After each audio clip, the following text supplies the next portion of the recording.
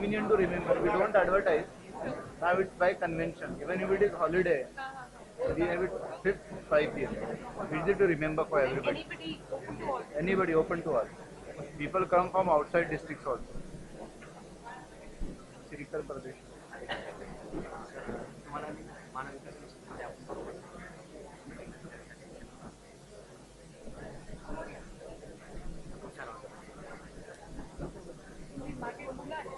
Started actually like this because as an officer, अभी मुझे phone आया था. Somebody was asking me some guidance. Many people they come to you for guidance. You are busy and you cannot guide him properly, so you have to wait for a lot of time. Secondly, the other thing happens is same amount of same number of questions or same type of questions are asked by different people at different point of time. So I thought let us have a fixed schedule, and then I don't keep anything on this day. सतत गतिमान प्रशासन राहावं आणि ते खूप चांगल्या पद्धतीने केलं जावं की चांगलं प्रशासन आणि गतिमान प्रशासन याचा ध्यास असलेले आपले माननीय जिल्हाधिकारी सर या आपल्या 12व्या यावर्षी आपलं जानेवारीमध्ये पहिलं सत्र झालं होतं यूपीएससी फोरमचं. ते आता हे 12वं सत्र आहे. साधारण 12 महिन्याचा हा कालावधी 12 सत्रामध्ये पूर्ण झालेला आहे आणि या 12व्या सत्रात मी आपल्या सर्वांचं स्वागत करते.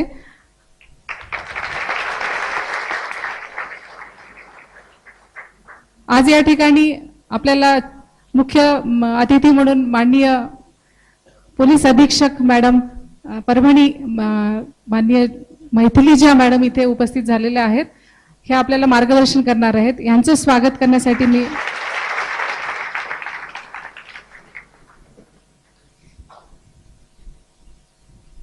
या ठिकाणी यांचं स्वागत करते. माननीय जिल्हाधिकारी महोदयांना स्वागत करण्यासाठी विनंती करते.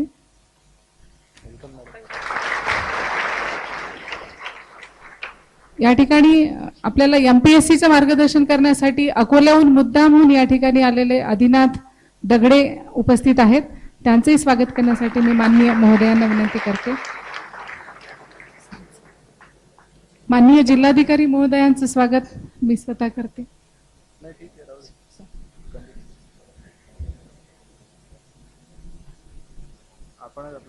सॉरी सर, सरांच्या कामामुळे एवढं भारावून जाते की स्वागत सरांचं करायचं लक्षातच राहत नाही. या ठिकाणी आपण सर्वांचं मनातून या पुनश्च एकदा स्वागत करत आहोत.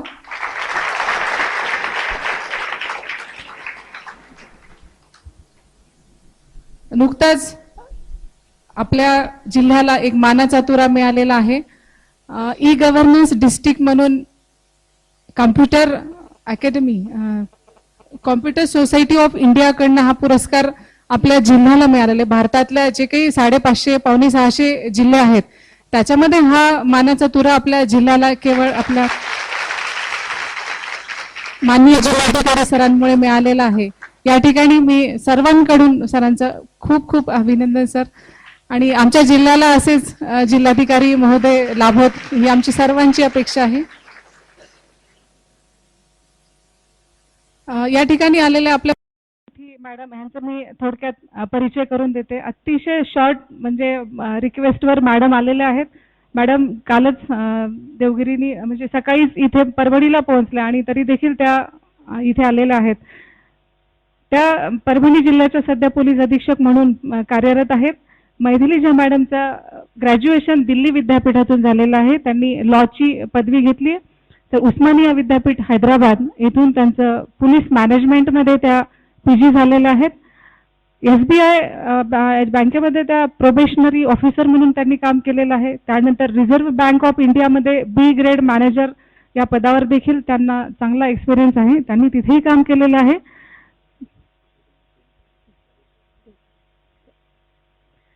2006 मध्ये लॉ आणि पब्लिक ऍडमिनिस्ट्रेशन ह्या 2 विषय घेऊन त्या यूपीएससी झाल्या आणि त्यांना महाराष्ट्र केडर मिळालं. महाराष्ट्र केडर मिळणं हे भारतामध्ये फार अभिमानाची गोष्ट समजली जाते. त्यांनी औरंगाबाद येथे प्रोबेशन पूर्ण केले. तसेच ठाणे ग्रामीण पोलीस येथे सहाय्यक पोलीस अधीक्षक या पदावर कार्यरत होत्या व नंतर नाशिक ग्रामीण येथे अपर पोलीस अधीक्षक झाल्या. असे परभणी जिल्ह्याचे पोलीस अधीक्षक या पदावर काम करतात आणि परभणी हा आपला जवळचा जिल्हा आहे. आपल्यासाठी खूप अभिमानाची गोष्ट आहे. अशा होतकरू, अभ्यासू, जिज्ञासू, विविध विषयात पारंगत आणि एका जिल्ह्यातील पूर्ण पोलीस डिपार्टमेंटचं नेतृत्व करणाऱ्या मैथिली झा मॅडम आज आपल्या या वर्गास अतिथी म्हणून लाभलेले आहेत. हे नांदेड जिल्ह्याचं तसंच आपल्या सर्वांचं भाग्यच आहे असं मी समजते. या ठिकाणी पुरुष एकदा स्वागत करते. तद्वतच आपल्याकडे आदिनाथ लहानू दगडे हे आपल्याकडे अकोला जिल्ह्यामध्ये आता सध्या DDR म्हणून काम करत आहेत. हे मूळचे माका तालुका नेवासा जिल्हा अहमदनगर इथून आहेत. त्यांचं शिक्षण MA BEd झालेलं आहे. पूर्वीचा त्यांचा एक्सपिरियन्स प्रायमरी टीचर होता ॲज अ जिल्हा परिषद तागड वस्ती, म्हणजे अतिशय ग्रामीण भागात त्यांनी काम केलेलं आहे अहमदनगर शेवगाव तालुक्यात. 2007 मध्ये डेप्युटी CEO म्हणून त्यांचं सिलेक्शन झालं होतं आणि त्यांनी ते काम केलेलं आहे. प्रोबेशनरी म्हणून ते काम करत होते त्या ठिकाणी. 2009 ला district deputy registrar cooperative societies त्यांचा महाराष्ट्र मेरिट 8 आहे. अशा प्रकारे त्यांनी काम केलेलं आहे. डेप्युटी CEO काम करताना त्यांचे अनुभव खूप चांगले आहेत आणि आम्ही आता चर्चा करत होतो की त्यांनी डेप्युटी CEO मध्ये असताना DDR जॉईन केलेलं आहे. कदाचित त्यांना आणखी अनुभव घ्यायचे असतील. अशा प्रकारे हे आपले दोन्ही गेस्ट या ठिकाणी आपल्याला मार्गदर्शन करण्यासाठी आलेले आहे. यांचं परत एकदा स्वागत करून मी माननीय मॅडमला विनंती करते की आपल्याला मार्गदर्शन करावं. धन्यवाद.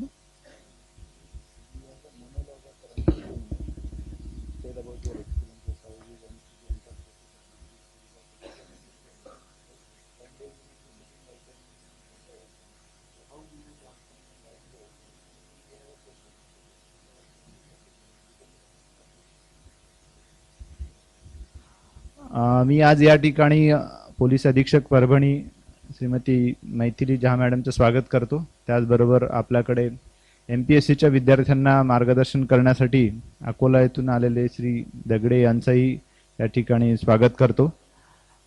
5 जानेवारीला आपण या सत्राला सुरुवात केली होती, 5 जानेवारी 2011, आणि आज जवळपास 1 वर्ष पूर्ण होत आहे. दर महिन्याच्या 5 तारखेला 5 वाजता आपण हे अखंडितपणे सत्र चालू ठेवलेलं आहे आणि गेल्या काही महिन्यापासून आपण त्याची जाहिरात पण करत नाही, कारण आपल्या सगळ्या विद्यार्थ्यांना माहिती आहे की दर महिन्याच्या 5 तारखेला 5 वाजता कलेक्टर ऑफिसमध्ये या पद्धतीचं मार्गदर्शन होत असतं. मला खरोखर आपल्या सर्व मार्गदर्शकांचा आभार मानायचे की प्रत्येक वेळेला आपल्याकडे एक नवीन UPSC पास झालेले अधिकारी आणि MPSC पास झालेले अधिकारी येत असतात. तर मी या वर्षभरामध्ये ज्यांनी आपल्या सगळ्यांना मार्गदर्शन केलं त्यांचं देखील या निमित्ताने मी आभार मानू इच्छितो. आज आपल्याला झा मॅडम UPSC कशा पद्धतीने त्यांनी ही परीक्षेची तयारी केली आणि या बिकट वाटचालीतून आज कशा पद्धतीने त्या पोलीस अधीक्षक पदापर्यंत पोहोचलेले आहेत. आपल्याकडे बऱ्याच मुली देखील तयारी करतात, त्यांच्यासाठी एक खरोखर आज एक प्रेरणा आपल्याला झा मॅडमच्या निमित्ताने मिळू शकेल की मुली देखील या UPSCच्या परीक्षेमध्ये यशस्वी होऊ शकतात आणि पोलीस अधीक्षक पदावर पोहोचू शकतात. MPSCचे देखील अनेक विद्यार्थी या ठिकाणी आपल्याकडे तयारी करतायत. विदर्भ मराठवाड्यासारख्या मागासलेल्या भागामधून देखील मोठ्या प्रमाणात आपले विद्यार्थी MPSCच्या परीक्षेमध्ये उत्तीर्ण होतात. याचं उदाहरण श्री दगडे यांच्या माध्यमातून आपल्याला मिळेल. मी जास्त वेळ न घेता झा मॅडमना विनंती करतो की त्यांनी UPSCची वाटचाल कशी केली आणि तयारी कशी केली याबद्दल आपल्या सर्वांना थोडक्यात सांगतील. त्यानंतर आपण UPSCची प्रश्नोत्तरं घेऊ आणि नंतर मग MPSCच्या बाबतीत आपलं मनोगत श्री दगडे व्यक्त करतील. त्यानंतर आपण MPSCच्या संदर्भातली प्रश्नोत्तरं घेऊ. सर्वात आधी मी इथे कलेक्टर साहेबांचा धन्यवाद करणं इच्छिते की मला ॲक्च्युली एक ऑपॉर्च्युनिटी संधी दिलेली आहे की मी तुम्ही सगळ्यांशी बोलू शकतात आणि कधीही आठवण केली तर ॲज अ स्टुडंट तुमचा जे पिरियड गेला असता ते सगळ्यांच्या सर्वात म्हणजे आवडीचा आणि कधीही आठवण येणारा असं असतं. आणि हाच एज ग्रुप आहे जेव्हा तुम्ही तुमचं फ्युचर तुमचं करिअर कसं करायचं यासाठी तुम्ही आत्ताच निवड करू शकणार.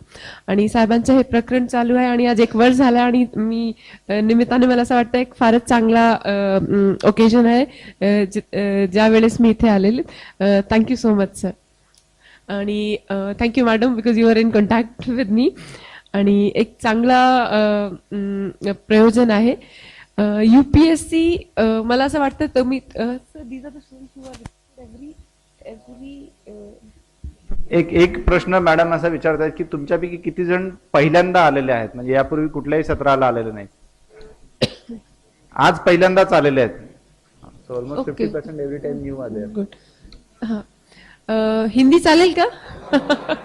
क्योंकि तो आई एम लर्निंग मराठी में सीख रही हूँ, तो हो सकता है कि मैं उतने अच्छे से कम्युनिकेट नहीं कर पाऊँ मराठी में, तो हिंदी में बात करते हैं. सबसे पहले तो यूपीएससी का नाम सुन के ही लोगों को पहले बहुत ही मतलब टेंशन आता है कि बहुत भारी एग्जाम होगा, क्योंकि पूरे एग्जाम की तैयारी में 1 या 2 साल लग जाते हैं और उसके बाद एग्जाम का जो पूरा प्रोसेस है उसमें फिर अलग से 1 साल लगता है.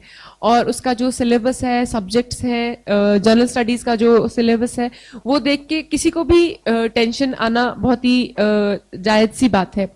तो सबसे पहले मेरा जो एक्सपीरियंस था, थोड़ा सा मेरे एक्सपीरियंस में ऐसा था, क्योंकि मैंने 1-2 सेंट्रल गवर्नमेंट की जॉब्स निकाली हुई थी. मैं रिजर्व बैंक ऑफ इंडिया में ऑलरेडी काम कर रही थी उस वक्त, और ग्रेड बी मैनेजर जो रिजर्व बैंक ऑफ इंडिया का एग्जाम होता है वो बहुत कुछ यूपीएससी के पैटर्न का ही एग्जाम होता है. प्रीलिम्स होते हैं, मेंस होते हैं, बाद में इंटरव्यू होता है. तो जब मेरा रिजर्व बैंक ऑफ इंडिया का एग्जाम निकला उस वक्त, तब तक मेरी शादी हो चुकी थी. मैं सबसे पहले बताना चाहूंगी कि मेरी शादी हो गई थी, और मुझे ऐसा लग नहीं रहा था कि मैं ज्यादा आगे कुछ पढ़ाई कर पाऊंगी. बट थोड़ा सा कॉन्ट्रोडिक्शन ऐसा निकला कि शादी होने के बाद मेरे इन लॉज और मेरे हस्बैंड काफी सपोर्टिव रहे, और उन्होंने मुझे कभी भी नहीं कहा कि पढ़ाई बंद करो. इनफैक्ट ऐसा कुछ हुआ था, जब मेरा रिजर्व बैंक में हो गया तो मैं काफी सेटिस्फाइड थी कि बहुत अच्छी पोस्ट मिल गई है, जॉब हो गई है, तो यूपीएससी मुझे करनी चाहिए. ये आइडिया भी मेरे फादर इन लॉ का और मेरे हस्बैंड का था. और उसमें सबसे बड़ा टेंशन मुझे ये आया था कि शादी के बाद इतनी जिम्मेवारियां देखते हुए, नौकरी करते हुए, क्या मैं कभी यूपीएससी निकाल पाऊंगी. तो सबसे पहली बात है, अगर सिंसियरली सोचा जाता है कि मुझे कोई एग्जाम निकालना है तो वो एग्जाम निकाला जा सकता है. बहुत बार क्या हो जाता है यूपीएससी जैसे एग्जाम में, जहां हमें ऐसा लगता है कि हम यूपीएससी एग्जामिनर को बहुत ज्यादा अपेक्षाएं होंगी हमसे, तो हमको वहीं से सबसे पहले अपने आप को संभाल के चलना चाहिए. क्योंकि यूपीएससी कभी भी ये एक्सपेक्ट नहीं करती है कि हम एक रिसर्च स्टूडेंट हों.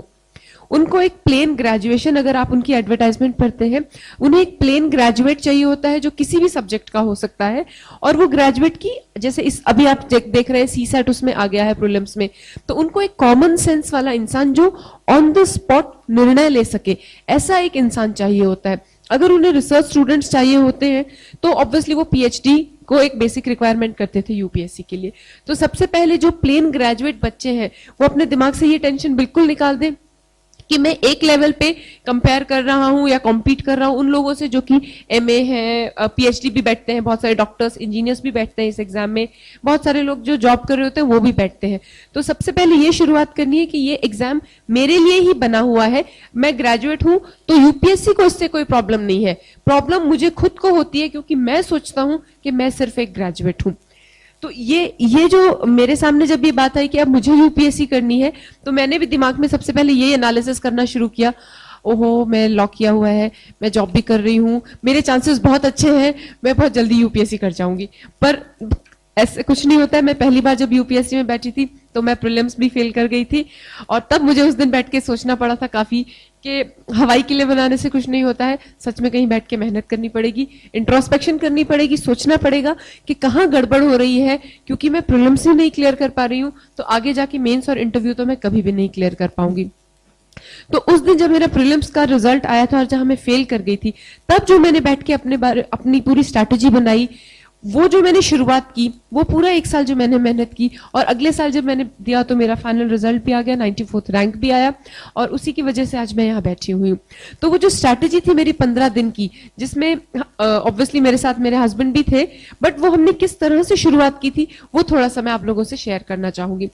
सबसे पहले ये समझ में आया कि यूपीएससी देते वक्त जब मेरा पेपर कोई चेक कर रहा है तो वहां पे एग्जामिनर मुझे नहीं जानता है. वो ये नहीं जानता है कि मैं कितनी पढ़ी लिखी हूं, वो ये नहीं जानता है कि मैं जॉब किया हुआ है कि नहीं, वो ये भी नहीं जानता है कि मेरे कंसेप्ट्स मेरे दिमाग में कितने क्लियर हैं. एक एग्जामिनर सिर्फ मेरा क्वेश्चन पेपर देखता है, उसमें मैंने जो उत्तर दिए हुए उसी से वो मेरी पहचान बनाता है और उसी के हिसाब से वो मुझे मार्क्स देता है. तो भले ही किसी भी स्टूडेंट को अपने ऊपर कितना ही गुरूर हो, घमंड हो या कॉन्फिडेंस भी हो कि मुझे सब कुछ आता है, लेकिन आप क्या उस सब कुछ को उस आंसर शीट में, उस प्रश्न पत्र के हिसाब से आंसर शीट में उतार सकते हैं? ये सबसे जरूरी है यूपीएससी जैसे एग्जाम में, क्योंकि ये एक ऐसा एग्जाम है जो बहुत ही फेयर एग्जाम है, जिसमें आप कभी भी नहीं कह सकते कि वो मेरे सेक्रेटरी मेरे चाचा हैं, प्राइम मिनिस्टर मेरे दादा हैं, कोई फर्क नहीं पड़ता है। वो बहुत ही फेयर एग्जाम है जिसमें आपका आंसर शीट ही आपको अगले स्टेज तक ले जाएगा कि नहीं ले जाएगा ये डिसाइड करता है। तो सबसे पहले अगर जो भी स्टूडेंट इंटरेस्टेड है यूपीएससी क्लियर करने में, तो मेरी उससे यही थोड़ी सी रिक्वेस्ट रहेगी कि वो सिलेबस से शुरू करे कि यूपीएससी में एक्चुअली आपसे एक्सपेक्ट क्या किया जाता है, बोर्ड को आपसे आपकी तरफ से डिमांड क्या क्या है, वो पहले पूरे सिलेबस को पढ़ा जाए। पूरा सिलेबस बहुत वास्ट है, हाँ उसको देख के घबराहट होती है, और उस सिलेबस के साथ साथ फिर आपके पास पिछले साल के पेपर्स होने चाहिए, प्रीलिम्स के भी होने चाहिए, मेंस के भी होने चाहिए, ताकि आपको ये देख के समझ में आ सके कि इस सिलेबस में से एक्चुअली, क्योंकि बहुत वेग और बहुत ही बहुत ज्यादा सब्जेक्ट्स उसमें कवर किए गए हैं जो कि एग्जाम में इतने कवर नहीं होते हैं। जब आप पिछले साल के 10 साल के जीएस के प्रीलिम्स के पेपर उठा के देखते हैं तो आपको समझ में आता है कि अगर हिस्ट्री जिसमें शुरू करते हैं वो एंशियंट मिडाइवल और फिर उसके बाद मॉडर्न, उसमें से एक्चुअली कौन से एरियाज हैं, किस टाइप के क्वेश्चंस हैं जो हमसे पूछे जाते हैं। ज्योग्राफी में पूरा इंडियन ज्योग्राफी, वर्ल्ड ज्योग्राफी, उनका ऐसा टॉपिक दिया रहता है, पर एक्चुअली उनका फोकस किस चीज पे रहता है वो आपको पिछले 10 साल के क्वेश्चन पेपर पढ़ के समझ में आता है। इसी तरह आप बाकी देखेंगे, करंट अफेयर्स आज की डेट में थोड़ा सा डिफिकल्ट एक टॉपिक हो गया है, क्योंकि यूपीएससी का जो फोकस है वो धीरे धीरे काफी कंटेम्प्रेरी होता चला जा रहा है, और वो इकोनॉमिक्स हो, ज्योग्राफी हो, साइंस एंड टेक्नोलॉजी हो, इसके बहुत सारे क्वेश्चंस को करंट अफेयर्स से जोड़ के वो दोनों में फॉल हो जाते हैं। आप सोचते हैं कि साइंस एंड टेक्नोलॉजी में तो मैंने कर लिया है, पर वो जो करंट में उस साइंस एंड टेक्नोलॉजी में डेवलपमेंट्स चल रही हैं उसको यूपीएससी जोड़ के आज की डेट में जोर दे रहा है। तो आपको थोड़ा सा अपना होराइजन वाइडन करना पड़ेगा करंट अफेयर्स के हिसाब से, और पूरा जब भी आप पहले 15 दिन किसी भी स्टूडेंट को यहीं से एक्सरसाइज शुरू करनी चाहिए, अपने हाथों से बड़े बड़े चार्ट पेपर पे सिलेबस लिखने चाहिए आपके दोनों सब्जेक्ट्स का और जनरल स्टडीज का, और उसके बाद आपको अभी सीसैट भी उसमें ऐड हो गया है, उसके बाद आपको सिर्फ एक हफ्ता कोई किताब नहीं उठानी है, कुछ नहीं करना है, अपने जो आपके क्वेश्चन पेपर से सिर्फ उनको पढ़िए और ये समझने की कोशिश कीजिए कि यूपीएससी आपसे क्या मांगती है। जिस दिन आपको सिलेबस पूरा याद हो जाता है और आपको ये समझ में आ जाता है कि यूपीएससी आपसे क्या मांगती है, तब आप अपनी मेंटल, फिजिकल और आपकी अवेलेबिलिटी ऑफ टाइम, रिसोर्सेज, इसके हिसाब से आप अपनी तैयारी को आगे बढ़ा सकते हैं। हर एक स्टूडेंट यहाँ बैठा हुआ है, बहुत सारे बच्चों के ये प्रश्न रहते हैं, हमारे भी हुआ करते थे उस समय, 10 घंटे पढ़ूं तो पास हो जाऊंगा क्या, 16 घंटे पढ़ूं तो पास हो जाऊंगा क्या, पर कहीं ना कहीं जाके एंड में हमें ये समझ लेना पड़ता है कि सब स्टूडेंट्स के लिए एक ही तरह का टाइम शेड्यूल, एक ही तरह की स्ट्रैटेजी काम नहीं करती है। हर स्टूडेंट का एक अपना तरीका होता है, किसी को पढ़ के याद हो जाता है, किसी को सिर्फ लिख के ही याद होता है, कोई लिख के पढ़ भी ले तो भी उसको याद नहीं होता है, तो भी उसको बार बार बहुत कुछ अपनी स्ट्रैटेजीज को अपनी स्ट्रेंथ के हिसाब से हमें डेवलप करना पड़ेगा। जिसको पढ़ के याद हो जाता है वो स्टूडेंट के लिए ज्यादा प्रॉब्लम नहीं होती है, लेकिन वहां पे ऐसे केसेस में ओवर कॉन्फिडेंस का बहुत प्रॉब्लम होता है। तो मैं चाहूंगी हर स्टूडेंट की स्ट्रैटेजी अलग अलग होनी चाहिए। आप 5 घंटे पढ़े, आप 10 घंटे पढ़े, आप 15 घंटे पढ़े, पर ये आपको मालूम होना चाहिए। हो सकता है एक जो स्टूडेंट 5 घंटे पढ़ रहा है वो 5 घंटे में 8 घंटे का आउटपुट देता हो, और एक स्टूडेंट जो 15 घंटे पढ़ रहा है वो किताब लेके बैठा हुआ है लेकिन उसका आउटपुट सिर्फ 4 ही घंटे का होता हो।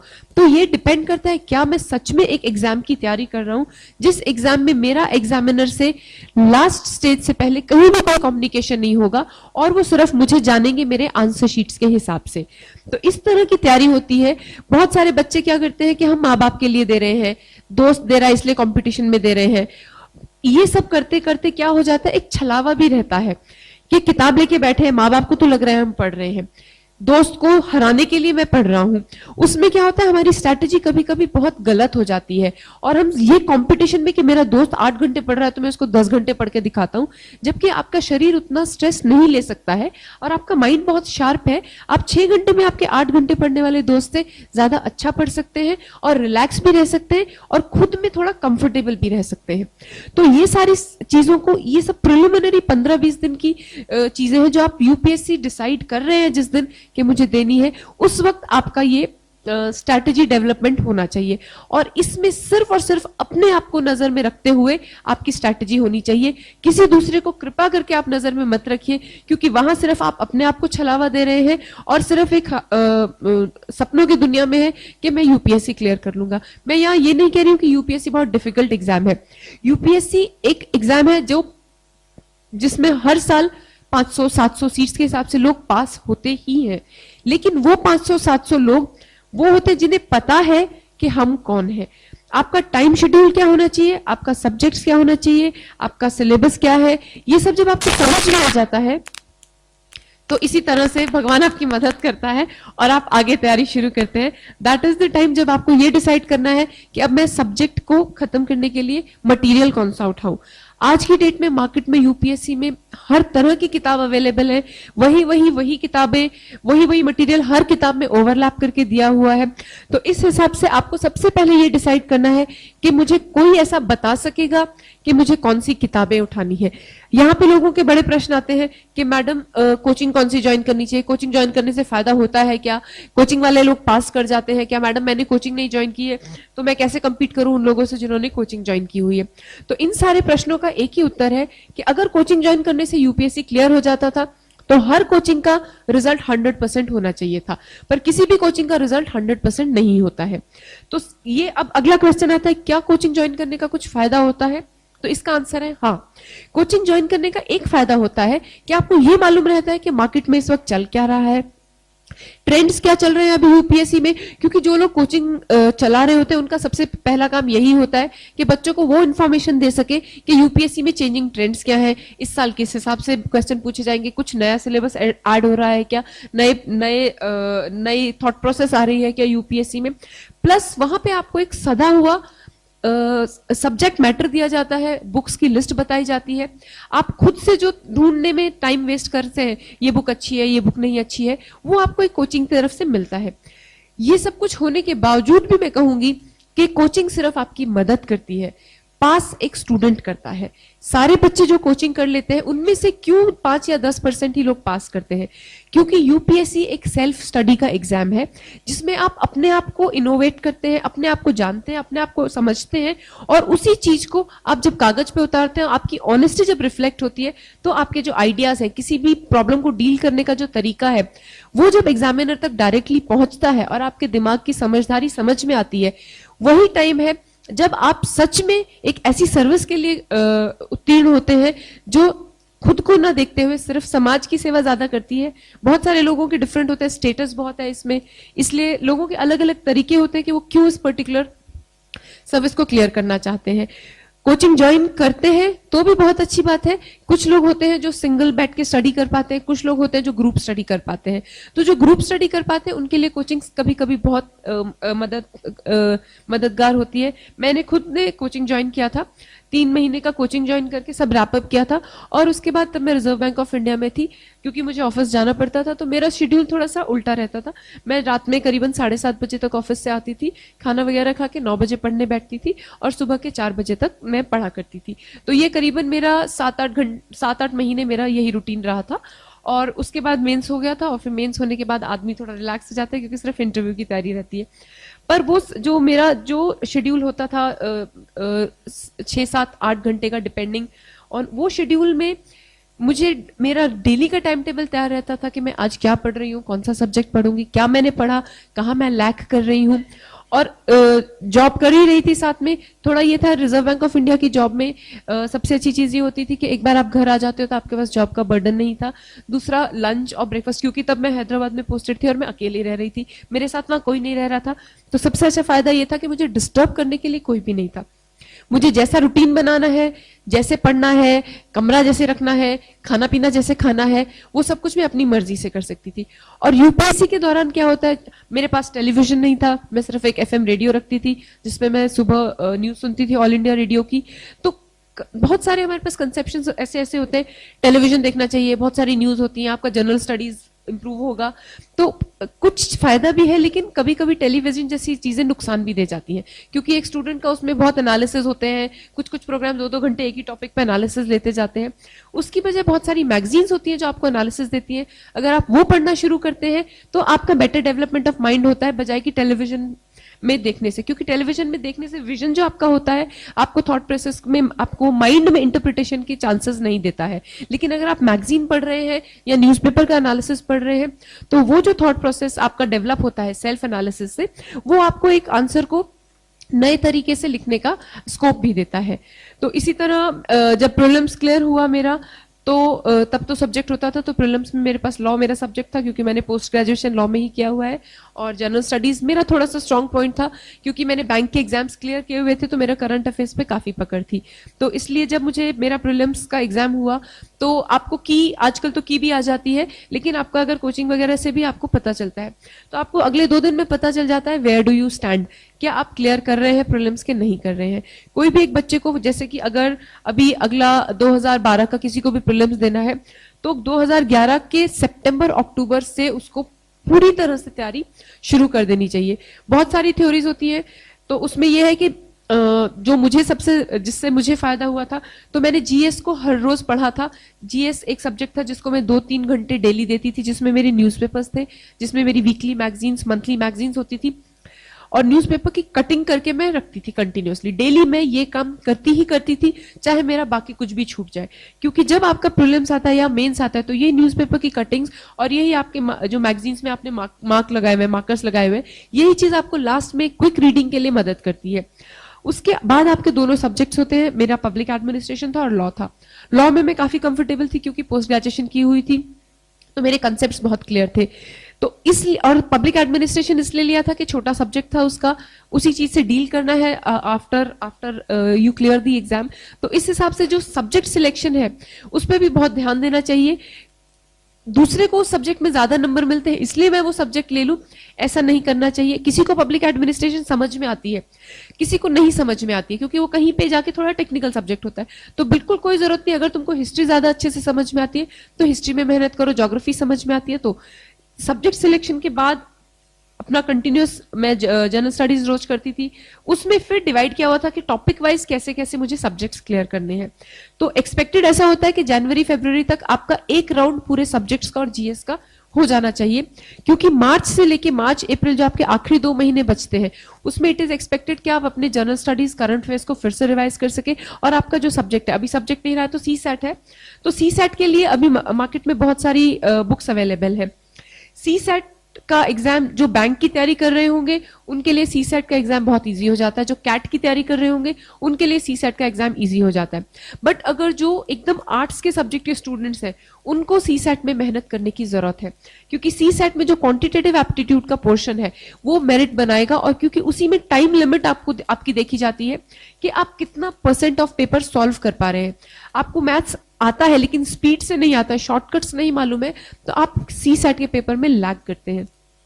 उसी हिसाब से जो वर्बल रीजनिंग और नॉन वर्बल रीजनिंग के पोर्शंस हैं उनको भी आपको बहुत अच्छे से बैठ के आपका A to Z आपको सब कुछ मालूम होना चाहिए। 1 2 3 कैसे बैठता है, टोटल सम आप वहां पे बैठ के नहीं काउंट कर सकते हैं कि E जो है वो 5वें नंबर का है, H जो है वो 8वें नंबर का है। ये सब कुछ आपको टिप्स पे याद होना चाहिए। तो सी सेट को पढ़ने का जो सबसे अच्छा तरीका है वो है कि मार्केट में एक बहुत सारे सेट्स मिलते हैं। बैंकिंग सर्विसेज क्रॉनिकल के प्रैक्टिस सेट्स आते हैं, अरिहंत के प्रैक्टिस सेट्स आते हैं। अगर आप डेली एक प्रैक्टिस सेट बनाते हैं, आपको टाइम है 2 घंटे का या 3 घंटे का, आप वो प्रैक्टिस सेट बैठ के बनाइए, और आपको 3 घंटे से 3.5 घंटे भी लग रहे हैं, उसको खत्म कीजिए, देखिए आपके कौन से आंसर्स गलत हैं और उस गलत आंसर्स का क्या शॉर्टकट आपने इस्तेमाल किया था और क्या शॉर्टकट एक्चुअल इस्तेमाल हुआ था, ये आपको थोड़ा सा समझ में आना चाहिए। बहुत सारे सी सेट के पेपर को सॉल्व करने के 2 तरीके होते हैं। एक, आप क्वेश्चन से आंसर की तरफ आते हैं, एक है आंसर से क्वेश्चन की तरफ जाते हैं, क्योंकि कुछ कुछ क्वेश्चन ऐसे होते हैं कि आप बैठे हुए फॉर्मूला लगा रहे हैं, लेकिन अगर चारों आंसर को फिट करना शुरू करते हैं तो इमीडिएटली पता चल जाता है कि ये आंसर है, आपको फॉर्मूला आता है चाहे नहीं आता है। तो ये शॉर्टकट्स आपको अपने लेवल पे डेवलप करने, ये आपको कोई कोचिंग, कोई किताब, कोई भी नहीं समझा सकता है। आपको जब तक आप डेली एक सेट प्रैक्टिस नहीं करते हैं, आपकी स्पीड कभी भी नहीं आएगी। तो अगर आप 30-30 प्रैक्टिस सेट 2 या 3 भी बना लेते हैं प्रीलिम से पहले, अगर आपने 80-90 सेट सॉल्व कर लिए सी सेट के, तो आई टेल यू आप आराम से 70-80% का स्कोर रख सकते हैं। अभी फर्स्ट टाइम हुआ था इसलिए सी सेट में बहुत कम गया था परसेंटेज, बट जैसे जैसे सी सेट भी रेगुलर होता चला जाएगा, तो जो बच्चे बैंकिंग की या एमबीए की तैयारी कर रहे हैं, कैट वगैरह की, उनका एक बहुत ज्यादा इस पे लीवरेज रहेगा, क्योंकि उनकी स्पीड जो होती है वो बहुत ज्यादा होती है, और स्पीड जब है तो आप उतने ही टाइम में बहुत सारे क्वेश्चंस सॉल्व कर सकते हो, और उनका एक्यूरेसी भी ज्यादा होती है। तो जो बच्चे आज से शुरू कर रहे हैं, जिनका मैथ्स कमजोर है, तो उनको उस पर काम करने की बहुत जरूरत है। अभी सी सेट आ गया, जीएस आ गया, ये सब खत्म होते होते जो आपका मार्च अप्रैल है उसमें आपके सेट्स ही बनने चाहिए। जिस तरह सी सेट के सेट्स होते हैं उसी तरह प्रीलिम्स के सेट्स अवेलेबल होते हैं। अभी तो आप कंप्यूटर पे भी जाएंगे तो बहुत सारे ऐसे वेबसाइट्स हैं जो कि आपको ऑल इंडिया आपके टेस्ट लेता है जनरल स्टडीज के, तो उसमें आपको आपका ऑल इंडिया रैंकिंग भी मिलता है, स्कोर भी मिलता है, आपके कितना गलत है, कितने सही है, क्यों गलत है। तो ऐसे जितने ज्यादा आप प्रैक्टिस सेट्स करते हैं, जो मंथली मैगजीन्स आती हैं जैसे सिविल सर्विसेज क्रॉनिकल है, ये सारी मैगजीन्स में मंथली एक मॉडल टेस्ट पेपर भी आता है। तो जो बच्चे सीरियसली तैयार कर रहे हैं प्रीलिम्स, सिर्फ और सिर्फ सबसे मतलब आसानी से अगर तैयार करना है तो उसमें है टेस्ट पेपर्स सॉल्व करना, क्योंकि वहां पे आपको एलिमिनेशन मेथड समझ में आता है, वहां पे आपको कॉमन सेंस समझ में आता है, जहां कंफ्यूजन होता है सिलेक्शन मेथड समझ में आता है। और अभी तो नेगेटिव मार्किंग है, तो आई वुड से कि you have to be very careful. जब हमने दिया था तो हमारा लास्ट बैच था जिसमें नेगेटिव मार्किंग नहीं थी, तो हम लास्ट के 10 मिनट सिर्फ इसलिए रखते थे जो क्वेश्चन नहीं आते उसमें कुछ भी गोला लगाने के लिए। बट अभी वो ऑप्शन नहीं है। अभी जो नहीं आता है उसको बहुत आराम से छोड़ देना चाहिए, हाथ भी नहीं लगाना चाहिए, क्योंकि कभी कभी ज्यादा नेगेटिव मार्किंग होने की वजह से आपका स्कोर उस बच्चे से कम हो जाता है जिसको आता कम था लेकिन उसने नेगेटिव क्वेश्चंस को हाथ नहीं लगाया है। तो ये प्रीलिम्स में कुछ छोटी छोटी चीजें हैं जो ध्यान रखनी चाहिए। उसके बाद प्रीलिम्स के दूसरे दिन तक आपको समझ में आ जाता है आप उधर है या इधर है। वैसे आई वुड एडवाइस के उधर या इधर पे ना ध्यान देते हुए अगले दिन से मेंस की तैयारी शुरू कर देनी चाहिए, क्योंकि अगस्त तक रिजल्ट आता है, उसके बाद आपका सिर्फ 2-2.5 महीने बचते हैं जब आपकी मेंस की तैयारी होती है। अगर जो प्रीलिम्स के रिजल्ट की वेट करता है उसके लिए मेंस तक क्लियर करना बहुत मुश्किल हो जाता है। तो इसलिए the day your prelim finishes आपको अगले दिन से मेंस की तैयारी शुरू कर देनी चाहिए, ये कॉन्फिडेंस रखते हुए कि मेरा प्रीलिम्स क्लियर हो रहा है। और थोड़ी ज्यादा ही घबराहट हो रही है तो प्लीज चेक कर लीजिए की में, और अगर कंफर्टेबल स्कोर पे है तो उसी दिन से बिल्कुल शुरू हो जाना चाहिए। मेंस में काफी दिन लग जाते हैं, आपके ऑप्शन पे डिपेंड करते हुए आपको 15-20 दिन लगातार एग्जाम्स होते हैं, 8-9 एग्जाम्स आपको देने पड़ते हैं। 2 जनरल स्टडीज के एग्जाम्स होते हैं, दोनों जनरल स्टडीज के मतलब 4 पेपर हो जाते हैं आपके, दोनों सब्जेक्ट के 2-2 पेपर, वो 4 पेपर होते हैं। उसके अलावा एसए का एक पेपर होता है, इंग्लिश और एक रीजनल लैंग्वेज का पेपर होता है। तो आपको ये सारे पेपर 15-20 दिन में देने होते हैं। तो वो जो पीरियड होता है वो आपकी पेशेंस को, आपकी मोटिवेशन और डिटर्मिनेशन को चेक करने वाला होता है। तो जैसे ही प्रीलिम्स खत्म होते हैं यही सेम तरीका है मेंस पास करने का। 10 साल के क्वेश्चन पेपर उठाए और पर्टिकुलर क्वेश्चन पेपर के आंसर्स अगर आप डेली सॉल्व करते हैं तो वो आपको बहुत मदद करेगा, क्योंकि उसके बाद अगर आपका कोई टीचर है जो आपको बता सकता है कि तुम्हारा आंसर कैसा है या नहीं है, तो उसके हिसाब से आपकी मैच्योरिटी इन आंसर राइटिंग भी आती है। उसके बाद सबसे फिर आता है इंटरव्यू। इंटरव्यू के लिए लोग कहते हैं सिलेबस नहीं है, बट जो थोड़ा मुझे समझ में आता, जो आप मेंस का फॉर्म भरते हैं वो आपका इंटरव्यू का सिलेबस होता है। तो बहुत सारे बच्चे फॉर्म भर देते हैं और उसका एक जेरोक्स कॉपी अपने पास नहीं रखते हैं। तो लास्ट मोमेंट पे जब इंटरव्यू में बोर्ड आपसे पूछता है आपकी हॉबी क्या थी, तो उस वक्त आपको ये नहीं याद रहता है कि जब मैंने कभी अगस्त सितंबर में फॉर्म भरा था तो क्या लिखा था। तो उसका एक जेरोक्स कॉपी रखिए और वो ही आपको पूरा इंटरव्यू का सिलेबस बताता है। तो इसी तरह करते करते मेरा इंटरव्यू दिल्ली में हुआ था। मैंने हैदराबाद से ही प्रीलिम्स और मेंस किया था। इंटरव्यू दिल्ली में हुआ था, सबका यूपीएससी बिल्डिंग में ही होता है। वहां पे बोर्ड्स अलग अलग होते हैं, आपको लास्ट मोमेंट पे पता चलता है आपका बोर्ड कौन सा है। 300 मार्क्स का इंटरव्यू होता है। इंटरव्यू के लिए simple, keep it plain and simple, honest रखिए, जो आप हैं वही दिखाइए, ज्यादा बढ़ चढ़ के बताने की जरूरत नहीं है। नहीं आता तो नहीं आता है, क्योंकि वहां पे वो सिर्फ आपको चेक करते हैं, आपकी नॉलेज को चेक करने के लिए उन्होंने प्रीलिम्स और मेंस की परीक्षा ले ली है। आप वहां पे क्या है वो पता चलता है। इसलिए जितना सादा रहेंगे थोड़ा प्रोफेशनली ड्रेस अप करके जाएंगे, क्योंकि इंटरव्यू में, यूपीएससी के इंटरव्यू में आपकी ड्रेसिंग पे थोड़ा सा ध्यान दिया जाता है। क्या आप अपने आप को एक ऑफिसर लाइक प्रेजेंट कर पाते हैं, ये सब चीजें ध्यान दी जाती हैं। और जब उसी के हिसाब से जब सब कुछ हो गया, क्योंकि मेरे जॉब ऑलरेडी लगी हुई थी आरबीआई में, तो मुझे बहुत टेंशन नहीं था कि हो चाहे नहीं हो, क्योंकि एक अच्छी गजेटेड ऑफिसर की जॉब ऑलरेडी थी। रिजल्ट आया, क्लियर हुआ, सबको खुशी हुई, घर में मुझे भी बहुत खुशी हुई। अभी यहाँ पे एज एन एसपी काम कर रही हूँ। बहुत बर्डन होता है, रात में कभी कभी सो भी नहीं पाते हो, बहुत दिन ऐसे ही निकल जाते हैं। अभी इलेक्शन से सर बता सकते होंगे सर को कितना टेंशन है, हमें भी उतना ही टेंशन है। पर ये सारी जवाबदारियां लेते हुए उसी मेच्योर थिंकिंग से आपको पूरे एग्जाम की तैयारी करनी चाहिए, क्योंकि जिस दिन आप वो एग्जाम क्लियर कर जाते हो, आप इस ग्रुप से उठ के सडनली टेबल के इस तरफ आ जाते हो। तो उसी मेच्योरिटी को कायम रखते हुए आपको एग्जाम की तैयारी करनी चाहिए, क्योंकि एक ही दिन में आदमी बदलता नहीं है, और वही रिफ्लेक्शन आपके हर एग्जाम, प्रीलिम्स हो चाहे मेंस हो चाहे इंटरव्यू हो, उसी को एग्जामिनर खोजता है। तो वैसे जो थोड़ा सा नटशेल में मैं बता सकती थी, यूपीएससी बहुत ही बड़ा एग्जाम होता है, बट स्टिल इसके बावजूद भी अगर किसी को कोई प्रश्न है तो I am happy to answer.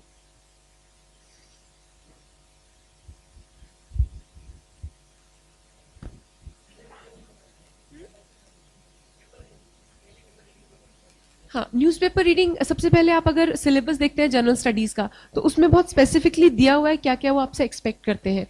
तो कौन सा पेपर पढ़ते हैं ये सबसे इंपॉर्टेंट है। जो यूपीएससी की तैयारी कर रहे हैं उनको थोड़ा सा नेशनल न्यूज़पेपर एक रखना चाहिए, और एक इकोनॉमिक्स का पेपर। मैंने जब पढ़ा था तो मैं दी हिंदू पढ़ती थी और इकोनॉमिक टाइम्स ऑफ इंडिया पढ़ती थी, और उसके अलावा जो मैगजीन्स आती है, मैं फ्रंट लाइन पढ़ती थी, सिविल सर्विसेज क्रॉनिकल पढ़ती थी, और कभी कभी आउटलुक या इंडिया टुडे जो वीकली मैगजीन्स आती हैं वो पढ़ती थी।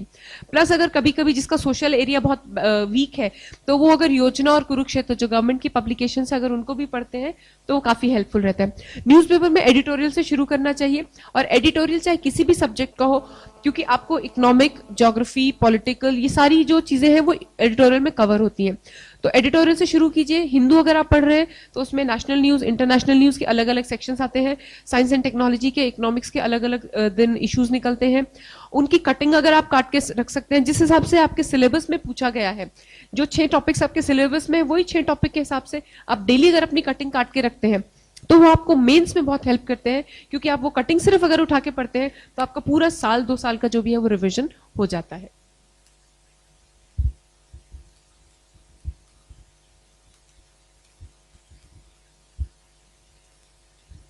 झालं समजलं सगळं? अवघड वाटला की एकदम सोपा वाटला?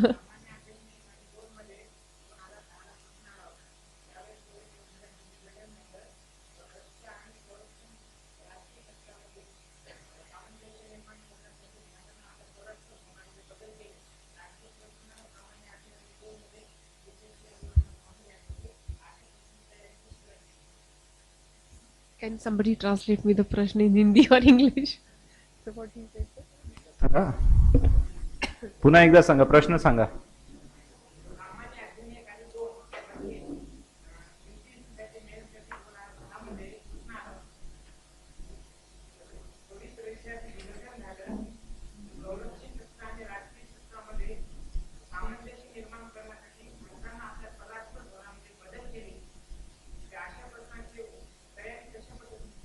After the disintegration of Soviet Russia, what was the external affairs policy of the government of India? Like that.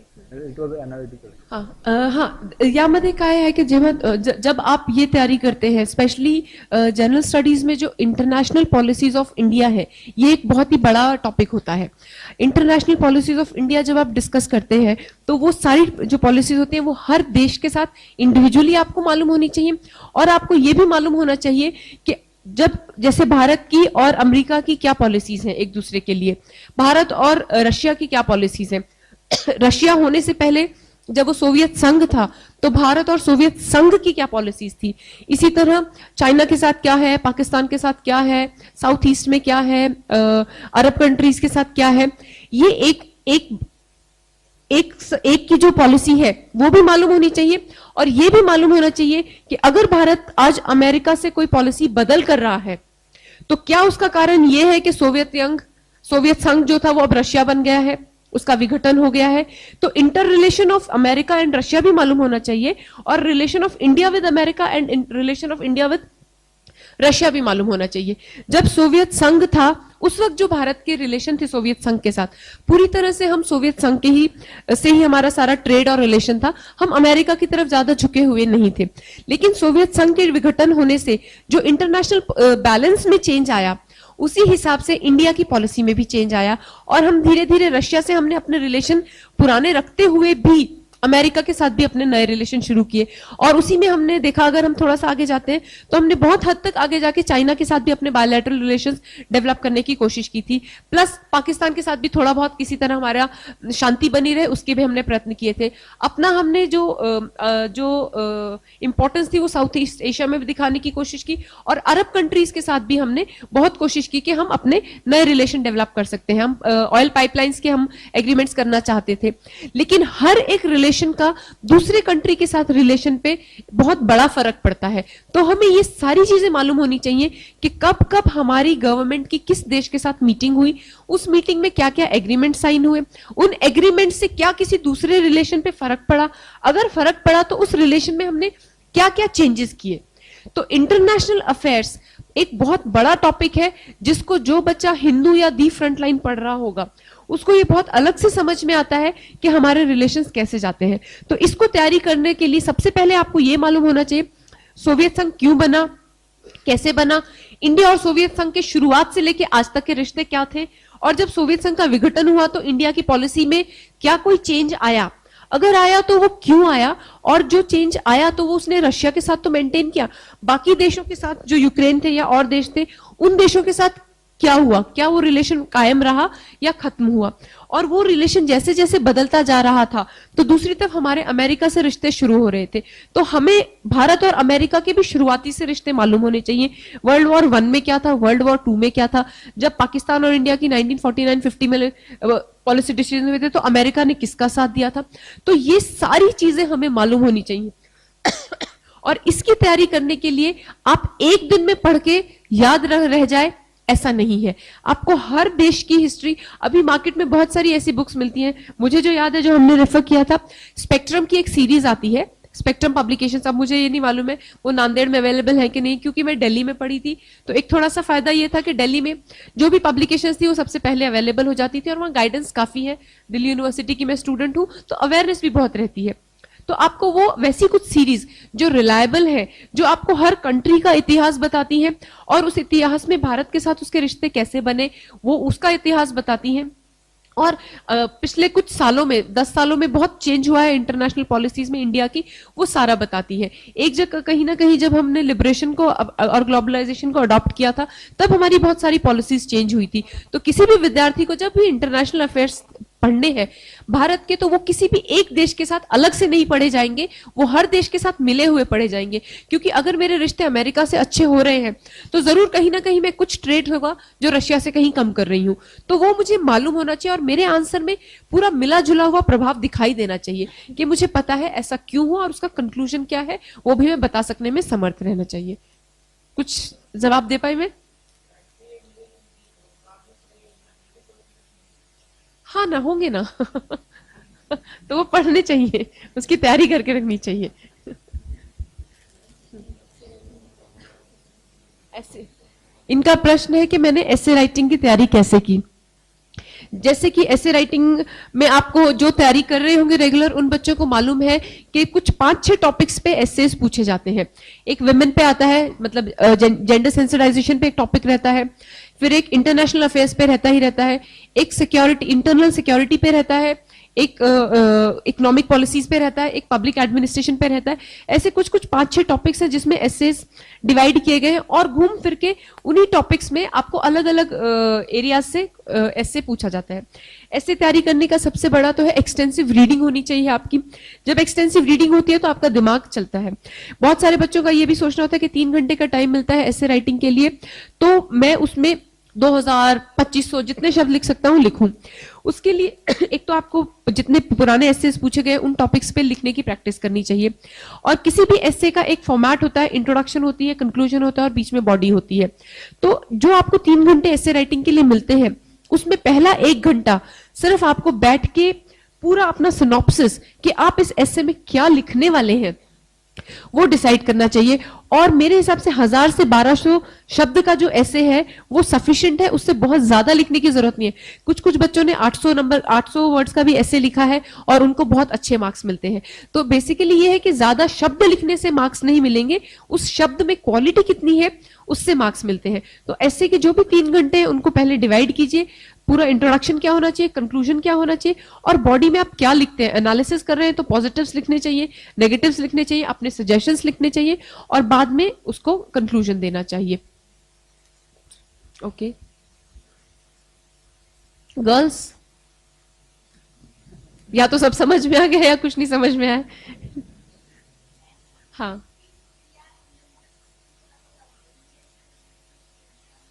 आप हिंदी या मराठी में पूछिए, मैं अच्छे से बता पाऊंगी, कोई टेंशन नहीं है। हाँ,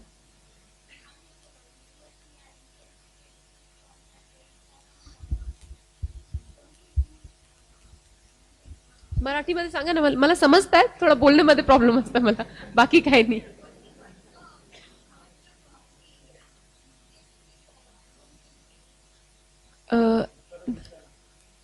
उत्तर लिहिताना किंवा तयारी करताना? हा, म्हणजे तयारी करताना सगळंच बघा, थोडासा मी तुम्हाला सांगते। प्रिलिम्स जे आहे, प्रिलिम्सची जेव्हा तुम्ही तयारी करता तुम्हाला पॉइंट वाईज तयारी पाहिजे, क्योंकि ते ऑब्जेक्टिव्ह एक्झाम असतात तुमच्या, ठीक आहे। आणि जेव्हा तुम्ही मेन्सची तयारी करता तेव्हा तुम्हाला एनालिसिस करता यायला पाहिजे। म्हणजे पूर्ण एक टॉपिक दिलाय तर त्यावर फॉर एक्झाम्पल कसं सांगायचं, एक प्रश्नाच्या 1 वर्ड आन्सर पण होऊ शकतात आणि त्याचा पूर्ण एसे मध्ये पण तुम्ही लिहू शकतात। तर तुम्हाला जेव्हा तुम्ही प्रिलिम्सची तयारी करता ते तुम्हाला तुमची जे पॉलिसी आहे ते पॉइंट वाईज आठवण ठेवायची असायला पाहिजे, आणि जेव्हा तुम्ही मेन्सची तयारी करताय तेव्हा तुम्हाला अनालिसिस करता आला पाहिजे। टॉपिक वाईज ऑब्व्हियसली मी इथे सांगू शकत नाही तुम्हाला, पण काहीतरी थोडा समजला असेल तुम्हाला, ठीक आहे। त्याच्यामध्ये युनिव्हर्सिटीला जी आपण तयारी करतो तशापेक्षा थोडी वेगळी तयारी अपेक्षित आहे। यूपीएससी मध्ये नेमकेपणा अपेक्षित आहे। तुम्हाला प्रश्नामध्ये जे विचारलेलं आहे, एका प्रश्नामध्ये साधारणतः 2 ते 3 उपप्रश्न असतात, तर तेवढंच जेवढं विचारलंय तेवढंच लिहिणं अपेक्षित आहे। युनिव्हर्सिटीमध्ये आपण काही पण लिहितो पण मार्क मिळतात, तसं यूपीएससी मध्ये चालत नाही। जे विचारलंय तेच आपण लिहिलं असेल तर मार्क मिळतात, तुम्ही दुसरं लिहून आला तर मार्क मिळत नाही। त्याच्यामुळे यूपीएससी मध्ये आपण वाचन करताना स्पेसिफिक वाचन करत जाणं आवश्यक आहे, आणि याच्यासाठी तुमचा जो सिलेबस आहे तो नेहमी डोळ्यासमोर ठेवला जाणं आवश्यक आहे। That is important.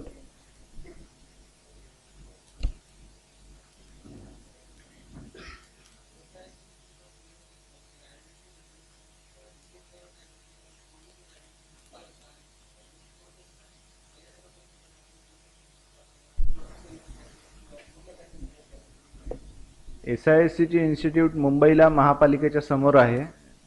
मुंबई महानगरपालिकेच्या आणि आझाद मैदानाच्या मध्ये अशी आहे। ऑक्टोबर महिन्यामध्ये ऍप्लिकेशन मागवले जातात, त्यांची एंट्रन्स टेस्ट होते। एंट्रन्स टेस्ट मध्ये 50 जागा आहेत।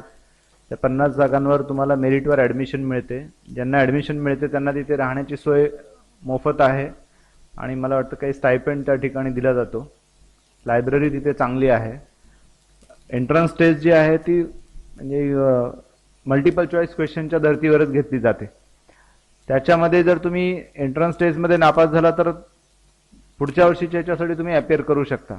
आणि त्याच्यात असं एक आणखीन सिस्टीम आहे की जे 50 विद्यार्थी डिसेंबरमध्ये जॉईन करतात ते मे महिन्यामध्ये किंवा जून महिन्यामध्ये जी प्रिलिम होते त्या प्रिलिममध्ये सगळे 50च्या 50 तर पास होत नाहीत। 30 लोक समजा पास झाले तर त्या 20 जागा ज्या व्हॅकंट होतात की जे स्वतःचे विद्यार्थी म्हणजे स्वतःच्या तयारीवर जे प्रिलिम पास होतात त्यांना त्या ठिकाणी 20 जागांवर व्हॅकंट जागांवर ऍडमिशन मिळते, आणि त्या 20 जागा नोव्हेंबर पर्यंत साधारणपणे जेव्हापर्यंत मेन एक्झामिनेशन असते तोपर्यंत ते कोर्स चालू राहतात। मी दुसऱ्या पद्धतीने ऍडमिशन घेतली होती, म्हणजे मी यूपीएससीच्या प्रिलिमच्या वेळेला मी स्वतः तयारी केली, परंतु ज्यावेळेला प्रिलिम पास झालो त्यावेळेला तिथे ज्या व्हॅकंट सीट झाल्या होत्या SISCचे जे विद्यार्थी पास झाले नव्हते त्यांच्या जागांवर मी ऍडमिशन घेतले होते। नाही, डिग्री आवश्यक आहे।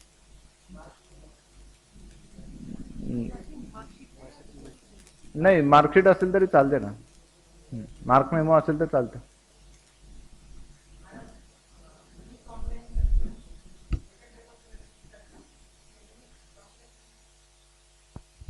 इंग्लिश कॉम्प्रिहेन्शन जर तुम्ही मला विचारणार तर एकदम सोपा भाग आहे सी सैटचा.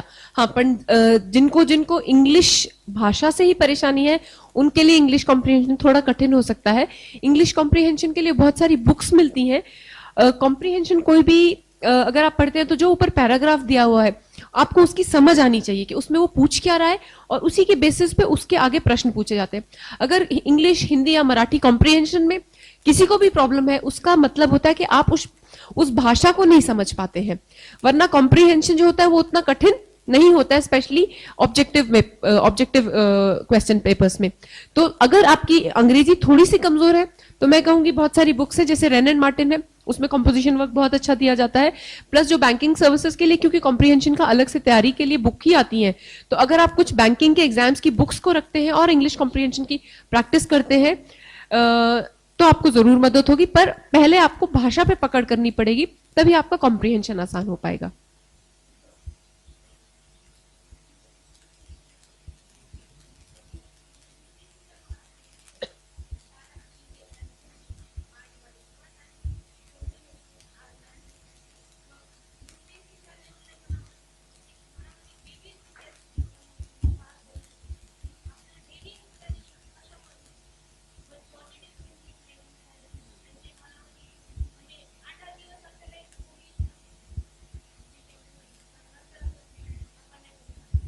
त्यासाठीच तुम्हाला सांगितलं होतं की you have to prepare according to the syllabus and question papers. जर तुम्ही प्रत्येक आठवड्यात 1 किंवा 2 किमान सेट सॉल्व्ह करतात तर तुम्हाला माहिती आहे की तुमची तयारी कसं चालू आहे. तुम्ही फक्त बुक घेऊन बसले आणि वाचन चालू आहे आणि तुम्हाला काही तुम्ही असेसमेंटसाठी स्वतःच्या टेस्टसाठी काही असा एक पॉलिसी डिसिजन घेतलेला नाहीये, तर तुम्हाला असं वाटेल की ओहो I am leading to nowhere, कुठेही नाही, माझी असंच तयारी चालू आहे, काय होणार, काहीच होणार नाही. ते तुम्हाला प्रत्येक वीकला एक क्वेश्चन पेपर सॉल्व्ह करायलाच पाहिजे. तुम्हाला जेव्हा कळेल की हाँ खरोखर माझी काय प्रोग्रेस होता है. दूसरा, इसमें फैमिली मोटिवेशन, इंस्पिरेशन बहुत जरूरी होती है और थोड़ा सा अपने आप को जितना लोगों से काट के रख सकोगे, स्पेशली लास्ट के कुछ जो आपका एकदम लास्ट 1 ईयर होता है, क्योंकि आपको फ्रस्ट्रेशन कब आती है, जब आपको ये दिखाई देता है कि एक तो मैं पता नहीं क्या पढ़े जा रहा हूं और कभी होगा कभी नहीं होगा और मेरा अभी का भी समय जा रहा है, इतनी अच्छी पिक्चर रिलीज हुई थी, मेरे दोस्त देख के आ गए हैं और मेरा तो पता नहीं क्या होगा, मेरा ये समय भी जा रहा है और एग्जाम भी क्लियर होगा कि. तो वो थोड़ा सा एक ऐसा टाइम होता है जहां पे दुनिया की सारी चीजें बहुत अच्छी लगने लगती हैं, तभी अचानक से याद आता है आज होटल जाके आना चाहिए था, आज ये करना चाहिए था, वो करना. तो थोड़ा सा अगर अपने आप को उस ग्रुप से अलग रखेंगे, क्योंकि ये डिसीजन आपका है कि आप आज 2-3 साल थोड़ा संन्यास के रूप में बिता ले, तो आगे की पूरी जिंदगी गाड़ियों में ही बीतेगी. या उस पर्टिकुलर टाइम पे अगर आपको लगता है कि ये पिक्चर देखनी चाहिए, वो पिक्चर देखनी चाहिए, एक बार एग्जाम क्लियर हो गया तो आप किसी भी एक सरकारी अधिकारी से पूछे, उसको पिक्चर देखने के लिए कोई टेंशन नहीं होता. लोग बुला के ले जाते हैं, साहेब या ना एकदा आमच्या थिएटर मध्ये आले नाही तुम्ही, ठीक है. पर अगर तुम एग्जाम के प्रिपरेशन में ये फ्रस्ट्रेशन और मोटिवेशन तुमको कंफ्यूज करती है तो आगे की पूरी जिंदगी संन्यास बीतती है, सिर्फ वो 2-3 साल ही तुम एंजॉय कर पाओगे. तो ये हमें निर्णय ये लेना है कि हमारा जिंदगी में एम क्या है, क्या हम कुछ ऐसा करना चाहते हैं. स्पेशली मैं यहाँ पे बहुत सारी लड़कियां बैठी हैं, मुझे बहुत खुश हुई. मैं लड़कियों के लिए बताती हूँ, हम लोग बहुत सारी बातें करते हैं theoretically, gender equality, gender empowerment. मैं यूपीएससी से बेहतर जेंडर एम्पावरमेंट का एग्जाम्पल मैंने नहीं देखा है. जितना फेयर ये एग्जाम है, जिस बैच में हम क्लियर हुए थे 2006, भारत सरकार की करीबन 18, 19, 20 सर्विसेज हैं जो यूपीएससी में जिसकी रिक्रूटमेंट होती है. हर सर्विस की टॉपर आईएएस से लेके आईपीएस, आईआरएस और आगे तक लेडीज थी हमारे बैच में. तो इसलिए मैं बता रही हूं कि दिस इज वन एग्जाम जहां पे, और उसके बाद अभी आपने देखा होगा 2-3 सालों से रिजल्ट में आता है all India topper Meenakshi Sharma, all India topper among main. पहले क्या होता था, ऑल इंडिया टॉपर एक पुरुष कैंडिडेट होता था, all India topper among women अलग से दिया जाता था. अभी उल्टा हो गया, ऑल इंडिया टॉपर लेडीज होती है और अगर शायद 2-3 साल पहले फर्स्ट, सेकंड और थर्ड तीनों पोजीशन लेडीज ने हासिल की थी यूपीएससी में, ऑल इंडिया टॉपर्स थी वो. और चौथा रैंक था पुरुष का, जो कि all India topper in main हुआ था चौथे रैंक पे. तो लेडीज के लिए ये बहुत अच्छी बात है. और इसमें मैं बताऊंगी, जब मैं कर रही थी तैयारी तो मुझे ऐसा लग रहा था कि शादी हो चुकी है, ठीक है, फैमिली का बहुत सपोर्ट था, तो मुझे अजीब सा लग रहा था कि बोर्ड कैसे इस चीज को एक्सेप्ट करेगा कि एक मैरिड लेडी है।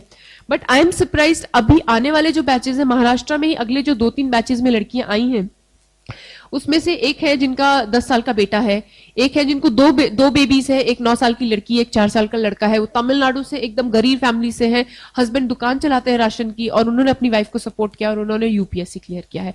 तो UPSC has beautiful examples of किसी भी कोने से, आटा चक्की वालों के बच्चे, खेत मजदूर का बेटा। यूपीएससी एक ऐसा एग्जाम है जो जेंडर इक्वालिटी को बढ़ाता है, अमीर गरीब के फर्क को नहीं मानता है, सिर्फ जो सच में मेहनत करने वाला विद्यार्थी है उसको वो एक ऐसी जगह लाके खड़ा करता है जहां पे जो उसने बचपन से लेके कभी सोचा होगा कि इस समाज में ये बुराई है और मैंने इसको झेला है, मैं इसको दूर कर दूंगा, उसको वो दूर करने में सक्षम करने वाला एग्जाम यूपीएससी है। तो इसको जिसको भी अगर करना है तैयारी, 3 साल कम से कम अगर अपने आज की डेट में संन्यास पे लगा देते हो तो पूरी जिंदगी तुम वो सब कर सकते हो जो तुम्हारी इच्छाएं हैं, अच्छाई में भी और समाज को सुधारने के उसमें भी, और अपने घर के लिए, परिवार के लिए, अपने दोस्तों के लिए और खुद के लिए भी। Thank you.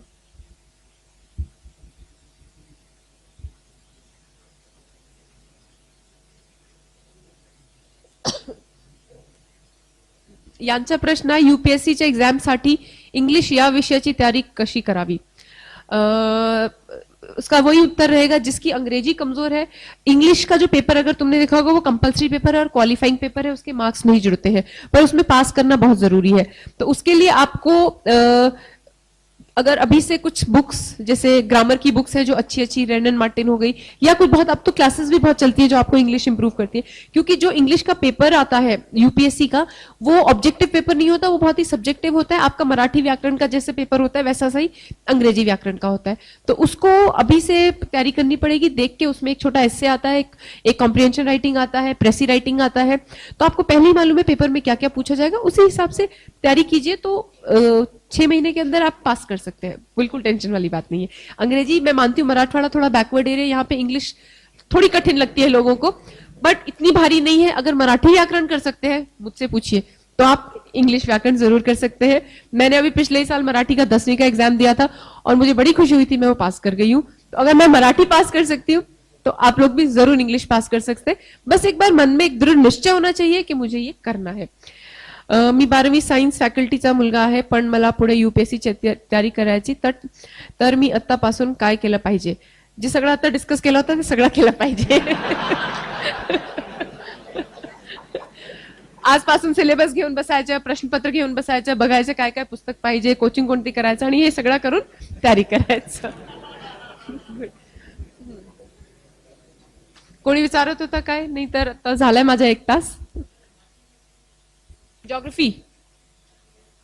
ज्योग्राफी मध्ये प्रॅक्टिस, मॅप्स तुम्हाला अवेलेबल असतात मार्केटमध्ये, ते बसून ये सब प्रश्नों का क्या करना चाहिए, जो पिछले साल के पेपर्स हैं उनको उठा के 10 बार प्रैक्टिस करनी चाहिए। कुछ चीजें ऐसी होती हैं जो सिर्फ प्रैक्टिस से आती है, जैसे सी सेट है, मैं बाकी चीजों के लिए नहीं बोलती हूँ बार बार प्रैक्टिस करो, पर सी सेट का जो पेपर है, जब तक 50-60 पेपर नहीं सॉल्व कर लोगे, सी सेट में कॉन्फिडेंस नहीं आता है, स्पीड नहीं आती है। वैसे ही मैपिंग है, या तो 60 में से 60 नंबर आएंगे और अगर नहीं जमा तो वो एकदम डुबा भी सकता है आपको। तो ऐसे चीजों के लिए सिर्फ और सिर्फ प्रैक्टिस है, और अगर ज्यादा कठिन लग रहा है तो ऑप्शन चेंज कर लो, क्योंकि नहीं, सच में बता रही हूँ, ज्योग्राफी एक टाइम में बहुत अच्छा ऑप्शन था, बट काफी लोग उसमें कभी कभी एकदम से डूब जाते हैं। अगर मैपिंग के दोनों पेपर में, अब तो दोनों पेपर में क्वेश्चन आते हैं ना मैपिंग के, अगर नहीं तैयार हुए तो एकदम आपका रिजल्ट खराब हो जाता है। तो अगर टाइम है तो देख लो, नहीं जम रहा है तो फिर बहुत सारे इजी ऑप्शंस है, सोशियोलॉजी है, पब्लिक एडमिनिस्ट्रेशन है, एंथ्रोपोलॉजी है, जो कोई भी स्ट्रीम का इंसान जल्दी से तैयारी कर सकता है। और इसमें ये कंसेप्ट नहीं है कि ग्रेजुएशन में मेरा ये सब्जेक्ट था तो यूपीएससी में भी वही होना चाहिए। तो आप उसको ये देखते हुए कि जो आपको यूपीएससी की ज्यादा करीब लेके जा रहा है वो सब्जेक्ट चूज कीजिए, बजाय कि मैंने ग्रेजुएशन के सब्जेक्ट में की थी, क्योंकि बहुत सारे बच्चों को कभी मालूम नहीं रहता है कि जो मैंने ग्रेजुएशन में पढ़ा था वो क्या था, सिर्फ हम पेपर पास करते हैं। तो इसलिए यूपीएससी के लिए दूसरा सब्जेक्ट चूज किया जा सकता है। मॅपिंग मध्ये तुमचे करंट इव्हेंट्स मध्ये जे प्लेसेस किंवा इतर गोष्टी आहेत ते पण लक्ष द्यायला लागतात। एखादी लेटेस्ट G20 समिट कुठे झालेली आहे, कुठे काही वोल्कॅनो आहे, डिझास्टर आहे, ते आपण वाचून ते मॅप मध्ये शोधून ठेवणं पण आवश्यक असतं.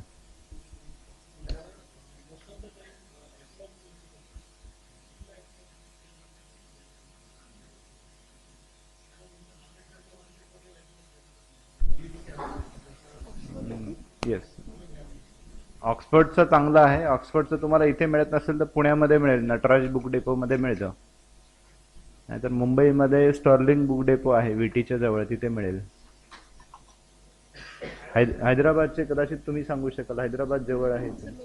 सेंट्रल दिल्ली. ओके.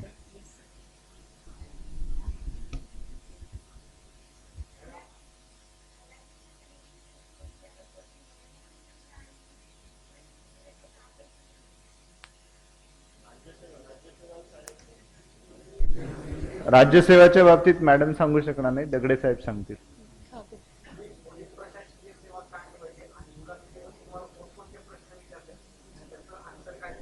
इंटरव्ह्यू मध्ये माझ्या 45 मिनिटचा इंटरव्ह्यू चालला होता, तर तुम्ही ते सांगू शकता. पण पोलीस परीक्षा असं निवड होत नाही की मला पाहिजे तर मला मिळालं पाहिजे.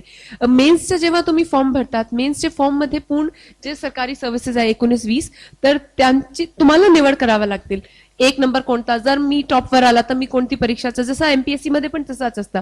तर त्याप्रमाणे ते पूर्ण 19 किंवा 20 जे तुमची आहे परीक्षा, तर त्यामध्ये माझी फर्स्ट चॉईस IAS होती, त्यानंतर IPS होती, त्यानंतर IRS होती. IFS जे फॉरेन सर्व्हिसेस होतं ते माझी चॉईस, ते मी 0 लिहिलं होतं, क्योंकि मला भारत सोडून बाहेर जायचं नाही. तर त्यामध्ये ते 0 लिहिलं होतं. ते तुमच्यावर डिपेंड आहे की तुम्हाला काय. आणि त्यानंतर जर तरी मला पोलीस कसा मिळाला, माझा 94th रँक होता. आणि IAS ची ओपन ची मेरिट जी होती ते 46 रँकवर संपलेली होती. त्यानंतर मी IPS च्या ओपन रँक मध्ये आले, त्याप्रमाणे निवड झाली. तर मेन्स मध्ये हे तुमच्या प्रायोरिटी भरताना थोडंसं केअरफुल राहायला पाहिजे की तुम्हाला जर इंडिया सोडून बाहेर जायचं नाही तर 0 भरायचं. फॉर लेडीज जर पोलीस मध्ये यायचं नाही तर 0 करायचं. But it is a wonderful job. I have enjoyed working in it. So anybody is welcome for police. Okay. Me RBI मध्ये काम करत होते, तर माझी तयारी अशी होती की इकॉनॉमिक्सचं जे काही आहे शक्य ते सगळं तयार केलं होता. त्यानंतर लॉ माझा सब्जेक्ट होता आणि बाकी जे हॉबीज होती बाकी. तर मला असं एक्सपेक्टेड होतं की ते मला RBIची नेमकेच ते इयरली पॉलिसी डिक्लेअर झाली होती, तर मी एकदम माझ्या काय काय काम आहे RBI मध्ये सगळं तयार करून घेऊ. पण मला जे बोर्ड भेटला होता तो थोडासा मार्क्स कमी देत होता आणि स्ट्रिक्ट बोर्ड म्हणून ओळखला जात होता. तर मला टेन्शन आलं आणि I was the first candidate ज्याचा इंटरव्ह्यू होता फॉर द डे. तर त्यामध्ये त्यांनी RBI आणि इकॉनॉमिक्स सोडून anything they asked, but they did not even touch E of economics. तर मला थोडं टेन्शन आला. But it was a good interview. त्यांनी लॉवर भरपूर विचारला होता आणि लॉचे सिलेबस मधले भरपूर क्वेश्चन्स विचारले होते. त्यानंतर माझी हॉबीजवर डिस्कशन झाला होता. माझी हॉबीज होती की वृद्ध माणूस यांच्याशी बसून बोलणं आणि लहान मुलांसोबत टाइमपास करणार. तर ते फक्त विचारत होते हॉबीज कसं आहे, तुम्हाला कसं समजताय, हे तुम्ही कशासाठी हॉबीज असं ठेवलेलं आहे. तर यावर हॉबीजवर बोर्ड तुमचा. त्यानंतर म्युझिक पण होता माझा एक हॉबी, तर म्युझिकवर पण फार डिस्कशन झाला होता. जुने मूवीज कसे होते, तुम्हाला कोणकोणते गाणे चांगले आवडते वगैरे वगैरे. आणि त्यानंतर इंडियन पॉलिसी, पॉलिटिक्स. आणि इंटरव्ह्यू मध्ये ते काय पाहतात की are you capable of taking decisions immediately. त्यांना तुमची नॉलेज बघायचं नाही. मला एक प्रश्न विचारला होता की आर्टिकल 370 ऑफ इंडियन कॉन्स्टिट्यूशन राहायला पाहिजे किंवा काढला पाहिजे. तर मी म्हटले की ठीक है sir, it is a government decision, जैसे गवर्नमेंट को अप्रोप्रिएट टाइम लगेगा तो it can take a decision. राहायला पाहिजे की काढला पाहिजे. मी म्हटले सर येस और नो. मी म्हटले yes sir, it should go. तो दे वर हॅपी की at least you are able to take a decision. जर तुम्ही म्हणणार नाही सर गव्हर्नमेंट वुड डिसाइड, तसं चालत नाही. की जर इमर्जन्सी आलेली आहे, तुम्हाला आत्ताच डिसाईड करायचं की बाहेर रायटिंग झाली आहे, तर कुठून फोर्सेस बोलवायचं हे तुम्हाला लगेच समजलं पाहिजे. तर दॅट डिसिजन मेकिंग, तुमची कॉमन सेन्स, तुमच्या अलर्टनेस ऑफ माइंड, हे सगळं ते इंटरव्ह्यू मध्ये पाहतात.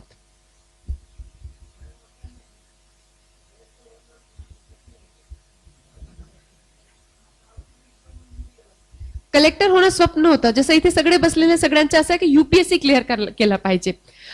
हा हा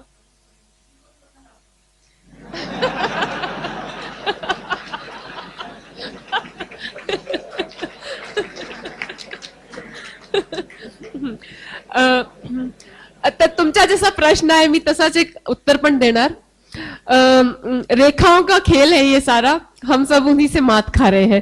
तर मला जसं जायचं ते माझ्या देवावर आहेच. आणि जर देवाला असं वाटलं की याच्यापेक्षा पण काहीतरी चांगलं आहे माझ्यासाठी तर नक्की मी जाऊयात, काय प्रॉब्लेम नाहीये.